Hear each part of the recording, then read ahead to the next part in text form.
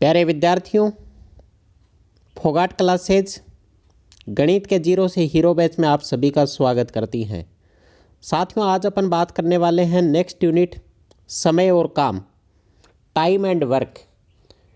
तो कुछ क्वेश्चंस हैं जो एमडीएच बेस्ड क्वेश्चन हैं। एमडीएच ये क्या होता है? फॉर्मूला होता है M into D into H. ठीक है, एम का मतलब यहाँ पे क्या है? मैन है। डी का मतलब डे है और एच का मतलब क्या है? आवर है। ये फॉर्मूला इस यूनिट में जो बेसिक फॉर्मूला है बहुत ज़्यादा काम आने वाला है। तो सबसे पहले अपन इस पे बेस्ड क्वेश्चंस को देखेंगे, एमडीएच बेस्ड क्वेश्चन। उसके बाद सेकंड टाइप के जो क्वेश्चन हैं वो मैं आपको करवाऊंगा।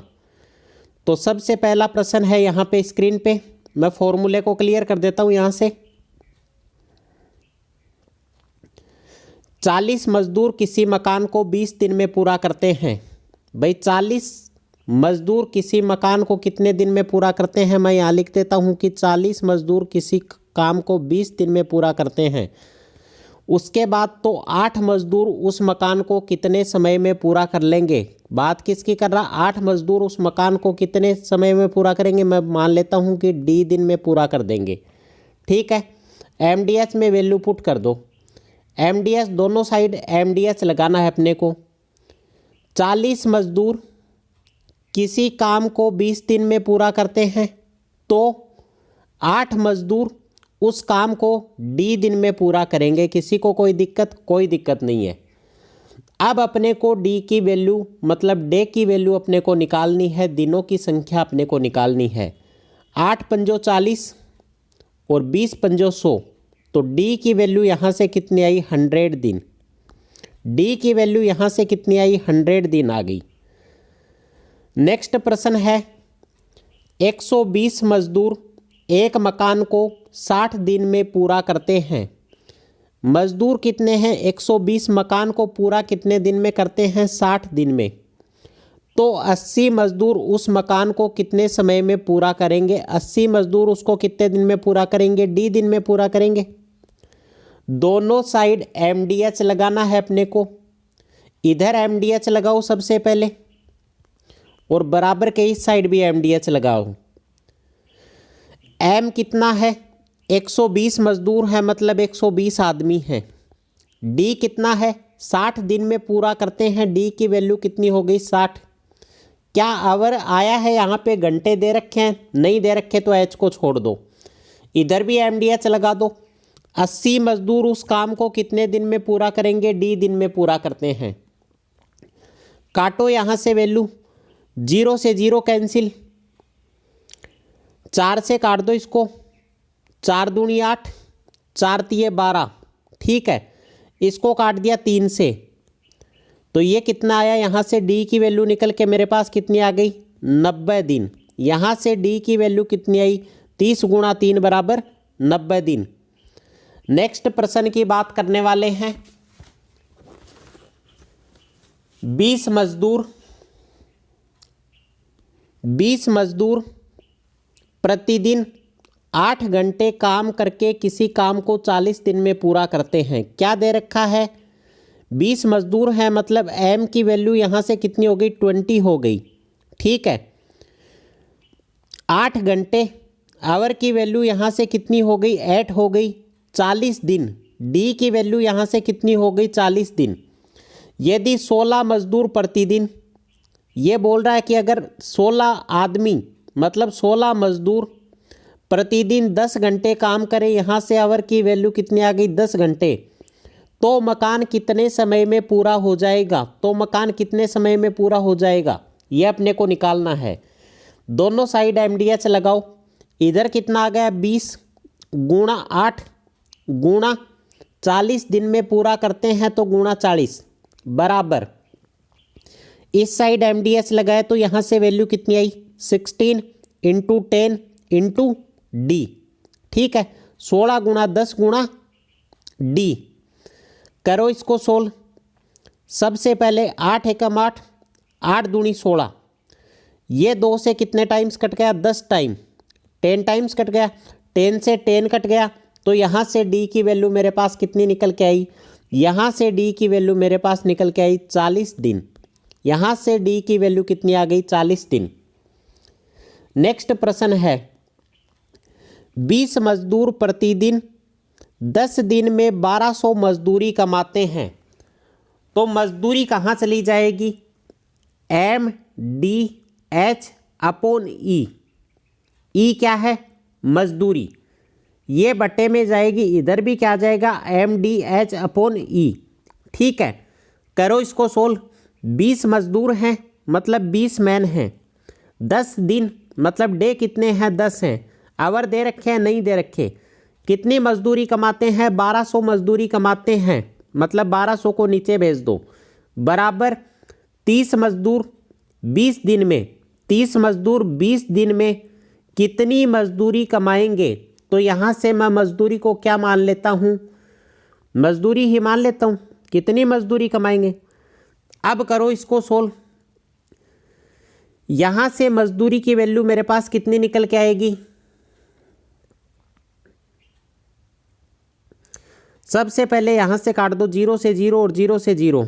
ठीक है, इधर वैल्यू कितनी बची? 2/12। ठीक है, अब करो, यहाँ से क्या रह गया? 1 अपॉन मजदूरी को मैंने मान लिया x। 1 अपॉन x की वैल्यू मेरे पास कितनी आई? इसको अपन क्या कर देंगे? क्रॉस मल्टीप्लाई कर देंगे, तो ये वैल्यू आ गई 30 गुणा 20 गुणा 12। 30 गुणा 20 गुणा 12, और यहाँ कितना आ गया? ये बट्टे में क्या आ गया? 2 आ गया। इसको सोल्व किया अपन ने, तो ये तो कितना हो गया? यहाँ से 6 हो गया। 30 गुणा 20 गुणा 6, और यहाँ से वैल्यू मेरे पास कितनी आई? 1 अपॉन एक्स की वैल्यू ये है, तो एक्स की वैल्यू यहाँ से कितनी निकल के आ गई? 3600। कितनी वैल्यू आ गई? 3600 रुपये। 3 दूनी 6 और 6 गुणा 6 बराबर यहाँ से कितना आया? 3600। नेक्स्ट प्रश्न है प्रश्न नंबर 5। इंपॉर्टेंट प्रश्न है। 8 मकड़ी 8 दिन में 8 जाले तैयार करती हैं। ठीक है, मतलब है 8 मकड़ी 8 दिन में कितने जाले तैयार करती हैं? 8 जाले तैयार करती हैं। तो 16 मकड़ी कितने दिन में 16 जाले कितने दिन में तैयार करेंगी? कितने दिन में तैयार करेंगी कितने जाले? 16 जाले। तो 16 गुणा d/16। ठीक है, इसको सोल्व करो आप। इसको क्रॉस मल्टीप्लाई, इसको क्रॉस मल्टीप्लाई कर दो। यहाँ से वैल्यू कितनी आई? 8 गुणा 16। ठीक है, बराबर यहाँ इसको क्रॉस मल्टीप्लाई किया तो वैल्यू कितनी आई? 8 गुणा 16 गुणा d। अब काट दो यहाँ से वैल्यू। 16 से 16 कैंसिल, 8 से 8 कैंसिल, तो यहाँ से d की वैल्यू मेरे पास कितनी निकल के आई?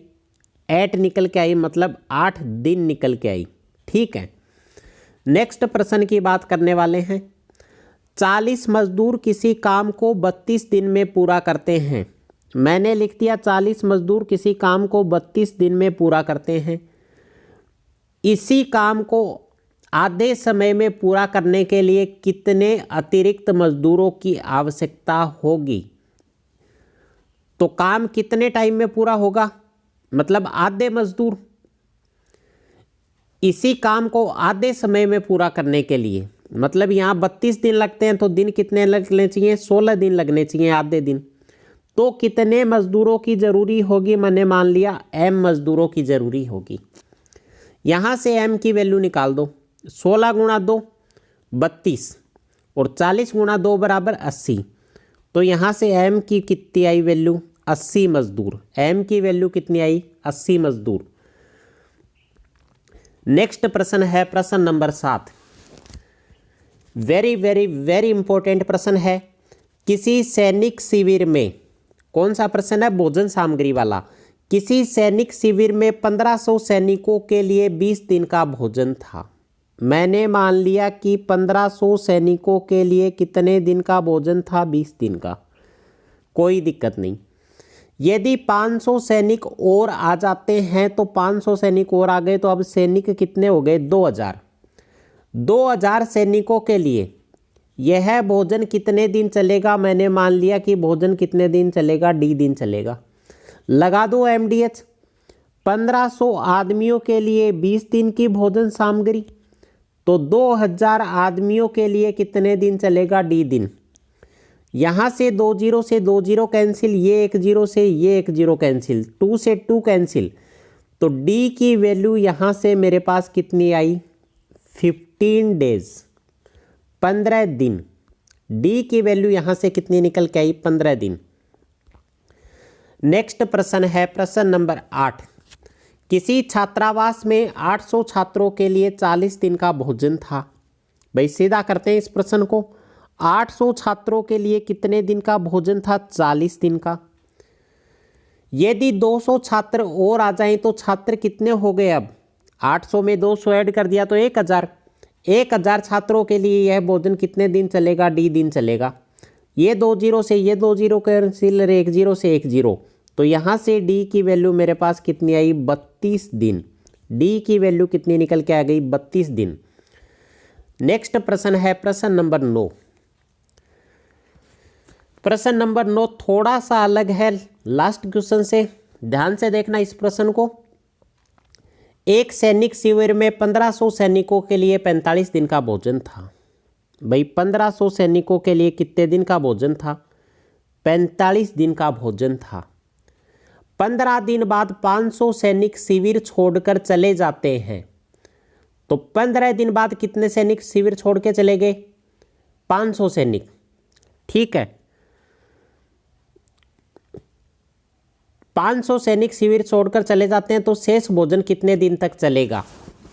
आप मेरे को एक चीज बताओ यहाँ पे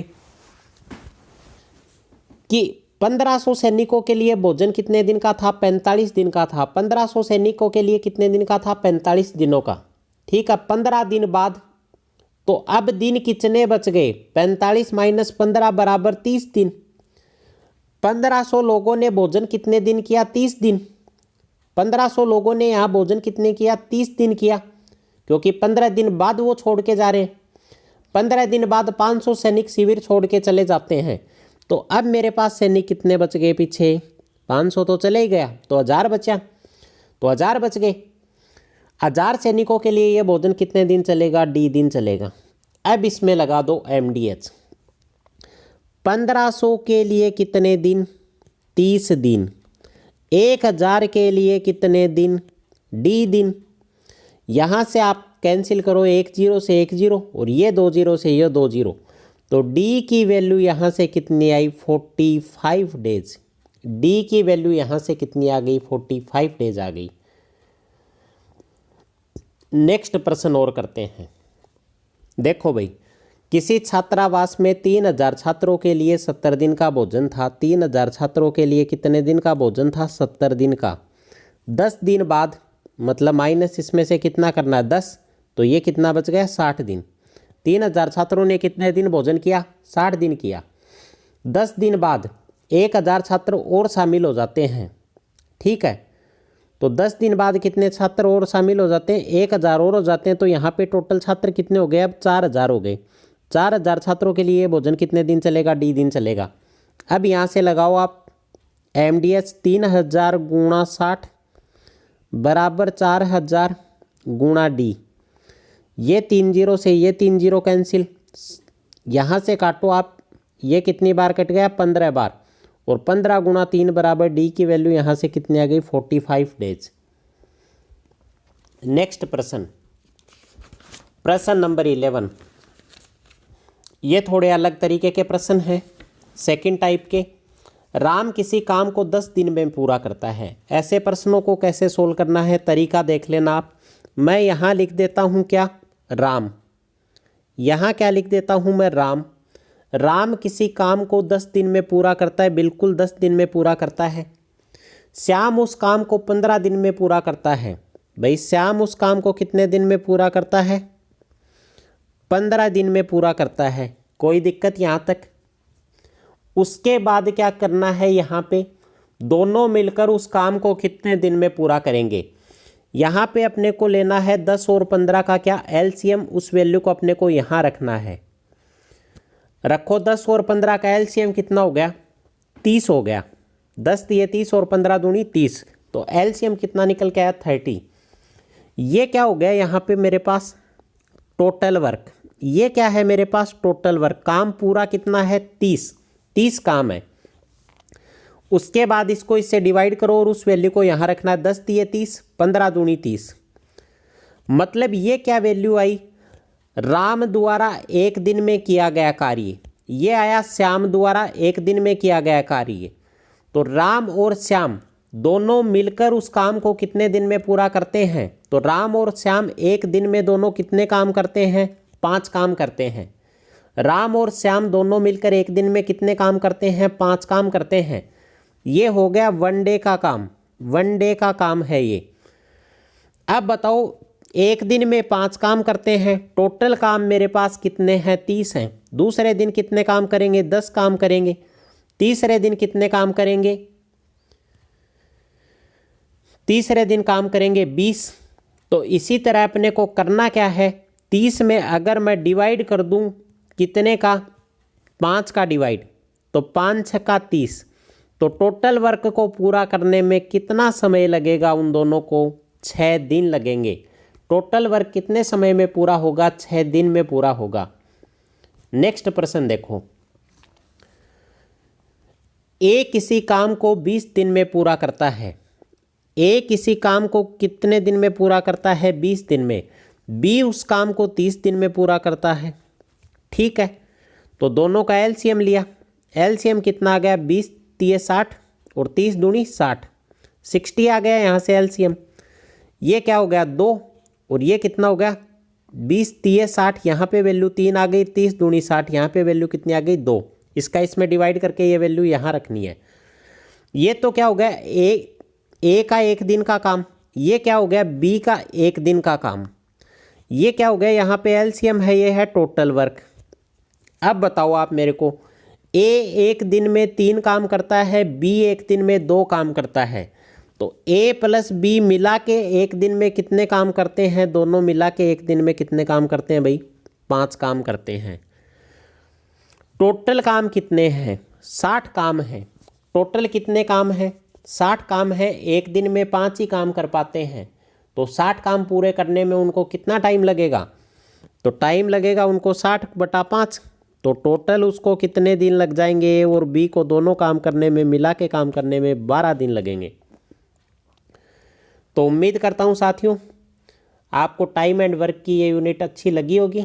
अगर आपको ये सेशन अच्छा लगा तो वीडियो को लाइक कीजिए, साथ में चैनल को सब्सक्राइब कीजिए। धन्यवाद। जय हिंद, जय भारत।